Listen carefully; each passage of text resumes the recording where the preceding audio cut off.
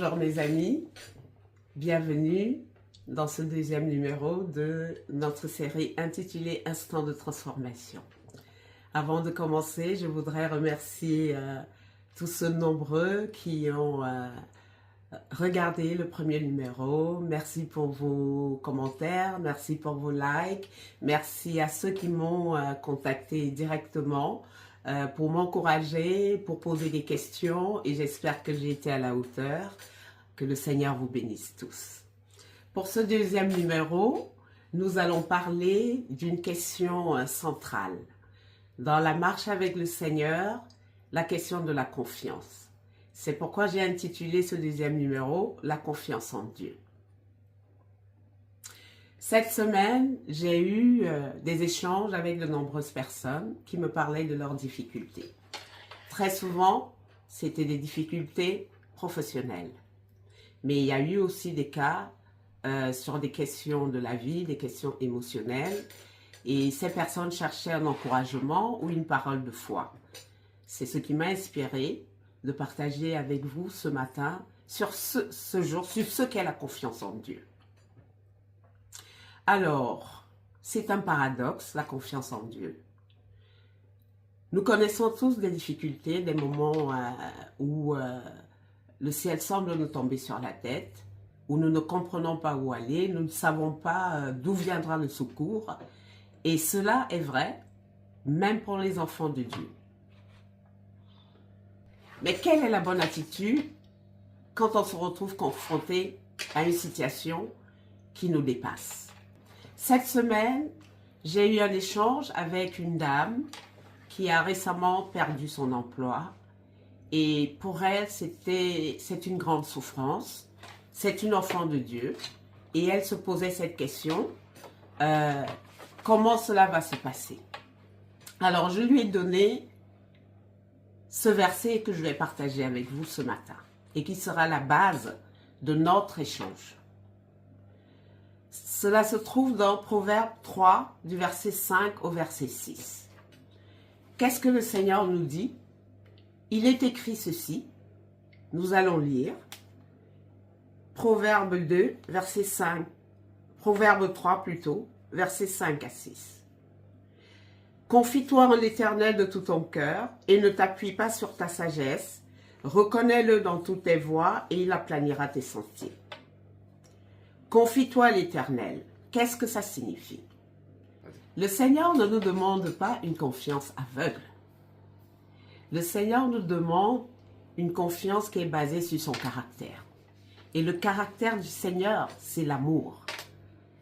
Nous nous confions en l'Éternel parce que nous avons cette assurance que le Seigneur nous aime. L'image qui me vient, c'est celle d'un petit enfant qui marche avec son papa. Pour ceux qui ont eu la chance, cette grâce d'avoir des parents aimants, quand un enfant marche avec son papa, il a pleinement confiance. Et quel que soit ce qui peut arriver, cela ne lui pose aucun problème. Parce qu'il sait que son papa, parce qu'il aime, parce qu'il est grand, parce qu'il est costaud, fera face à tout problème qui arrivera et il marche le nez à l'air, il marche serein. Donc le Seigneur, quand il nous demande de nous confier à lui, ce n'est pas de façon aveugle, mais c'est parce que nous savons, nous reconnaissons en lui un Père aimant, un Père qui... Comme la Bible nous dit dans Jean 3,16, « Car Dieu a tant aimé le monde qu'il a donné son Fils unique, afin que quiconque croit en lui ne périsse point, mais qu'il ait la vie éternelle. » La première partie de ce verset nous dit, « Dieu a tant aimé le monde qu'il a donné son Fils unique. » Quel est cet amour qui pousse quelqu'un à donner son Fils unique? C'est un amour qui nous dépasse. Alors la confiance en Dieu est basée sur le fait qu'il nous a montré son amour d'une façon extraordinaire, d'une façon extravagante. Nous ne pouvons pas douter de l'amour de Dieu. Parce qu'il a fait des choses. Au-delà du fait qu'il est notre créateur, il a posé des actes qui permettent de croire que cet amour est digne de confiance. Donc, confie-toi à l'Éternel, c'est reconnaître que le Seigneur nous aime au-delà de ce que nous pouvons penser, de ce que nous pouvons imaginer. Alors, ce papa qui nous aime, quand nous faisons face à une difficulté, à une situation, notre premier réflexe doit être de nous confier à lui et pas de nous confier à des hommes. L'homme peut avoir envie de nous aider, mais il n'en a pas toujours la possibilité. Alors, avant d'appeler un ami, avant d'appeler un frère, la première personne en cas de difficulté qu'on doit appeler, vers qui on doit se tourner, c'est le Seigneur. Et je partageais avec cette dame, je lui disais, ce Dieu qui t'avait donné le travail, te redonnera du travail au temps convenable. Mais confie-toi en lui. La deuxième partie de notre texte, dans Proverbe 3, versets 5 à 6, dit ceci. Ne t'appuie pas sur ta sagesse. Souvent, nous voulons nous appuyer sur notre expérience, sur nos connaissances, sur les expériences des autres, sur les témoignages des autres, mais le Seigneur nous demande de ne pas nous appuyer sur notre sagesse. En d'autres termes, cela signifie ne regardons pas les circonstances, ne regardons pas la réalité. Nous traversons en ce moment un contexte particulier. Il y a eu beaucoup de casse professionnelles, beaucoup de gens ont perdu des emplois, beaucoup de gens sont à la recherche d'un travail. Et si tu regardes la situation avec ta sagesse humaine, tu peux te poser la question, mais d'où viendra un travail? Mais le Seigneur nous dit de ne pas nous appuyer sur notre sagesse, mais de compter sur sa sagesse infiniment variée.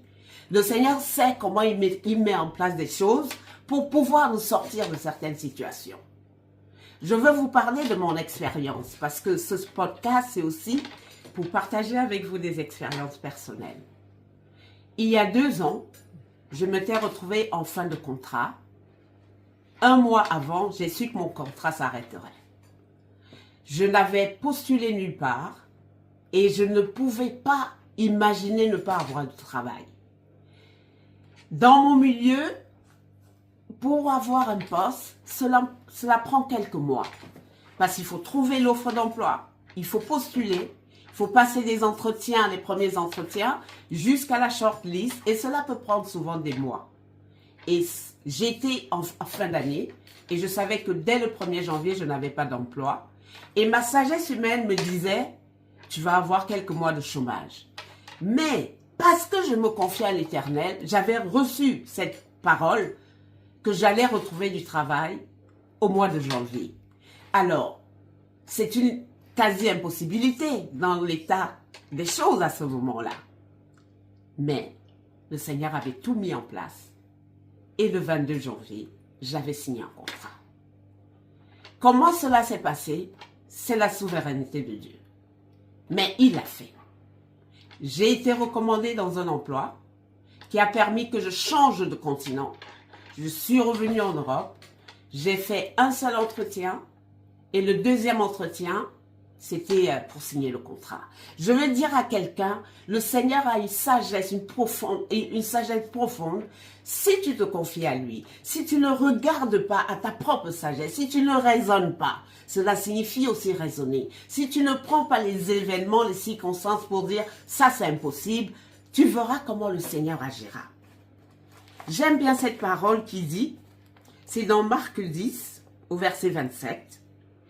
Jésus les regarda et dit, « Cela est impossible aux hommes, mais non à Dieu, car tout est possible à Dieu. » Ne pas s'appuyer sur sa propre sagesse, c'est reconnaître que tout est possible à Dieu, même si les circonstances sont contraires. Alors, continuons sur notre texte. Reconnais-le dans toutes tes voies, et il aplanira tes sentiers. Le texte nous recommande de reconnaître le Seigneur dans toutes nos voies et il aplanira nos sentiers. Reconnaître le Seigneur, c'est de dire, si j'ai un travail, Seigneur, c'est par ta grâce. Si j'ai cette situation, c'est par ta grâce. Reconnaître Dieu dans toutes ses voies, c'est de se dire que tout est grâce. Souvent, nous nous agitons, souvent nous nous inquiétons parce que nous pensons que ce que nous avons eu, c'est de notre fait. Mais tout ce que nous avons eu nous vient du Seigneur. C'est ma conviction. Tout ce que j'ai eu me vient du Seigneur. Je n'ai pas de mérite. Si j'ai pu faire des études, c'est le Seigneur. Si j'ai des enfants, c'est le Seigneur. Tout est grâce. Et parce que je reconnais le Seigneur dans tout ce que j'ai, J'ai l'assurance que quelle que soit la situation, il va aplanir, il va trouver une solution, il va me faire sortir. Un homme de Dieu que j'aime beaucoup disait récemment, aucune difficulté n'est permanente. Il y a toujours un moment où on en sort. Je veux dire à quelqu'un aujourd'hui que peu importe la profondeur de ta situation, peut-être sur le plan professionnel, c'est peut-être sur le plan émotionnel, c'est peut-être sur le plan de ta santé, peut-être que tu as des difficultés au travail, peut-être que tu as des difficultés dans la famille, peut-être que tu es sans emploi, peu importe la difficulté, je veux dire à quelqu'un aujourd'hui que rien n'est impossible à Dieu. Regarde ce que tu as déjà et reconnais le Seigneur et reconnais que ce que tu as déjà, la santé que tu as déjà, la paix que tu as déjà au milieu de ceux qui t'aiment. Reconnais le Seigneur dans tout cela et il aplanira le reste. Je me souviens dans mes premières années avec le Seigneur, j'étais dans un marasme. J'avais des difficultés sur tous les plans, affectifs, émotionnels, financiers, professionnels, tous les plans. Et un soir, j'avais rencontré le Seigneur 1 ou 2 années avant. Pour ceux qui n'ont pas suivi le premier numéro, je vous invite à le faire, la rencontre. Et 1 année, 2 années après, le Seigneur commençait à me sortir de certaines difficultés, m'avait donné une paix, une véritable paix. Mais il y a des situations qui étaient encore là. C'est le paradoxe. Un enfant de Dieu peut avoir des difficultés. C'est vrai pour un enfant de Dieu comme pour les autres. Et un soir, je partageais avec une sœur et je lui disais, souvent quand je dois prier, je ne sais pas par quel sujet commencer, tellement de nombreux aspects de ma vie ne vont pas. Elle m'avait dit ceci, quand tu vas arriver à la maison, prends un bout de papier et écris tout ce que le Seigneur a fait pour toi jusqu'à ce jour. Et tu verras. Elle m'avait enseigné cette chanson. Compte tous les bienfaits de Dieu, prends-les, mets-les devant tes yeux. Dans la suite, je prendrai un chant qui viendra souvent nous accompagner avec des chansons. Mais cette chanson dit, si tu comptes les bienfaits de Dieu, tu verras combien le nombre en est grand. Souvent, nous oublions ce que Dieu a déjà fait. Nous ne le reconnaissons pas dans ce que nous avons déjà. Mais nous voyons plus de difficultés et nous sommes prompts à crier, Seigneur, pourquoi tu me laisses dans cette situation? Seigneur, pourquoi tu ne fais pas? Pourquoi? Mais est-ce que tu lui as d'abord dit merci pour ce qu'il a déjà fait?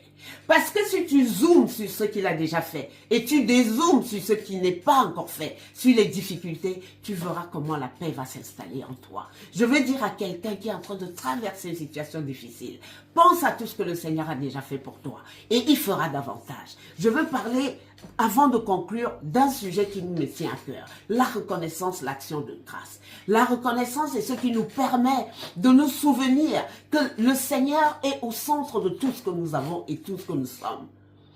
Reconnais le Seigneur dans tes voies. Dis-lui merci. Sois reconnaissant. Sois reconnaissant. Même dans cette vie, quand on est reconnaissant à quelqu'un, quand on s'est dit merci, la personne est prompte à faire davantage. Donc je veux t'inviter à reconnaître d'abord ce que Dieu a dit, à lui dire merci. Quand tu commences, quand une difficulté arrive dans ta vie, prends le temps d'abord de dire merci à Dieu et ensuite présente-lui la difficulté. Tu verras, le Seigneur aplanira. Et je veux dire à quelqu'un aujourd'hui, peu importe la durée de la nuit, le jour finira par arriver. Ce sera un thème d'un de nos prochains numéros. C'est une phrase que le Seigneur m'avait dite pendant cette période où je vous parle d'une vie qui était un peu chaotique. Le Seigneur m'avait dit, quelle que soit la durée de la nuit, le jour finira par arriver. Et le jour est effectivement arrivé. J'ai vu le Seigneur agir sur tous les aspects de ma vie qui avaient des problèmes. Je ne dis pas que je n'ai pas de difficultés, mais le Seigneur a aplani tous mes sentiers. Et c'est ma prière pour toi aujourd'hui. Alors nous allons prier. Si tu veux bien prier avec moi. Tendre Père, nous voulons te dire merci. Tu nous as dit de nous confier en toi et tu aplaniras nos sentiers. Alors je veux prier avec quelqu'un qui regarde ce numéro, qui est dans une difficulté quelconque, qui se pose des questions sur son présent, sur son avenir, sur l'avenir de ses enfants, sur sa carrière, sur sa santé, peu importe la difficulté. Ensemble, Seigneur, nous voulons nous confier à toi. Nous reconnaissons tes bienfaits dans nos vies. Nous reconnaissons que tout ce que nous avons nous vient de toi. Et nous reconnaissons que rien ne t'est impossible. Que cette situation que quelqu'un est en train de traverser, tu l'en sortiras. C'est notre foi, c'est notre assurance. Comme nous avons lu dans le numéro précédent, dans Jérémie, tu dis que tu as pour nous des projets de paix et non de malheur. Quelle que soit la situation que quelqu'un traverse, tu as pour lui de l'avenir, tu as pour lui de l'espérance. Et je veux prier, Seigneur, que ta main agisse sur la vie de quelqu'un qui regarde en ce moment et que le témoignage suive. Car tu es un Dieu aimant, tu es un Dieu d'amour, tu as des choses en réserve pour ceux qui te craignent et nous savons que tu n'en as pas fini avec nous. Merci Seigneur, car tu as déjà agi. Et merci, que toute la gloire te revienne. Nous avons ainsi prié au nom de Jésus. Amen. Merci mes amis pour ce cheminement ensemble et on se retrouve dans le prochain numéro. Que le Seigneur vous bénisse. Au revoir.